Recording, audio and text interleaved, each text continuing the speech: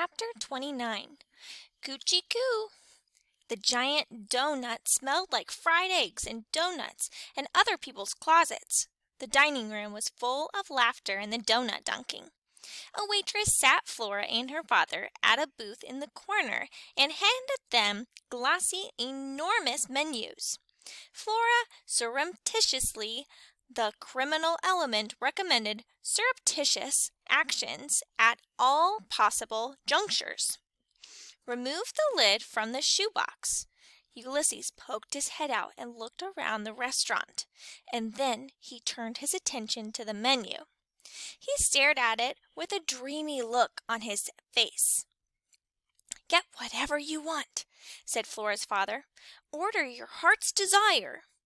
Ulysses emitted a happy sigh. "Pay attention," whispered Flora. A waitress came and stood over them. She tapped her pencil on her order pad. "What can I get you?" she said. Her name tag spelled out her name in all capital letters. Rita. Flora narrowed her eyes. The exclamation point made Rita seem untrustworthy or, at the very least, insincere. "Well," said Rita, "what's it gonna be?" Her hair was piled up very, very high on her head. She looked like Marie Antoinette. Not that Flora had ever seen Marie Antoinette, but she had read about her in the Terrible Things Can Happen to You issue on the French Revolution. Marie Antoinette, from the little bit that Flora knew about her, would have made a very bad waitress. Flora suddenly remembered that she had a squirrel in her lap. She tapped Ulysses on the head again. "Lie low," she whispered to him, "but be prepared." She arranged the washcloth so that he was almost completely hidden. "What you got there?" said Rita. "Where?" said Flora. "In the box," said Rita.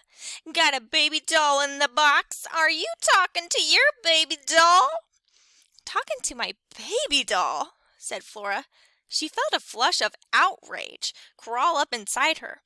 For the love of Pete! She was 10 years old, almost 11. She knew how to administer CPR. She knew how to outwit an arch nemesis. She was acquainted with the profound importance of sea blubber. She was the sidekick to a superhero. Plus, she was a cynic. What self-respecting cynic would carry around a doll in a shoebox? "I do not," said Flora, "have a baby doll." "Let me see her," said Rita. "Don't be shy." She bent over.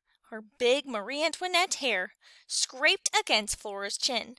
"No," said Flora. "George Buckman," said Flora's father in a worried voice. "How do you do?" "Coochie Coo," said Rita. Flora felt a very pointed, very specific sense of doom. Rita poked her pencil into the shoebox slowly, slowly. She pushed back the washcloth around slowly, and the washcloth, oh so slowly, fell back and revealed Ulysses' whiskered face. "George Buckman," said her father in a much louder voice. "How do you do?" Rita screamed a long and impossibly loud scream. Ulysses screamed in return, and then he leaped from the shoebox. At this point, things stopped proceeding at such a leisurely pace. The squirrel was airborne, and time swung back into action with a vengeance. "At last," thought Flora, "it's incandesto time!"